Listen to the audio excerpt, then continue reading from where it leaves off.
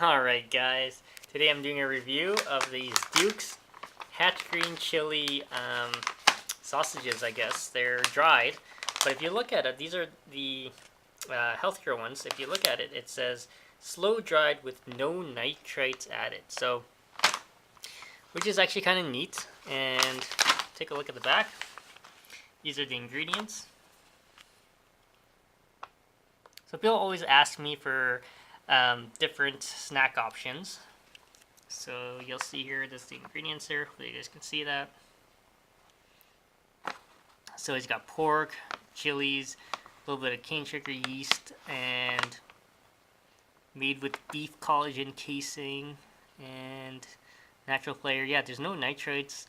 There is some celery powder, which would naturally produce that as well. So there you go. So we're going to do a quick taste test and see how it is. And be right back.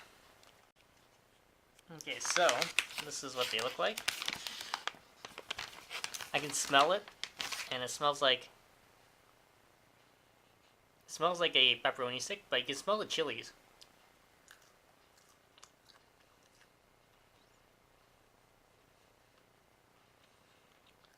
So it's got a little bit of a heat to it.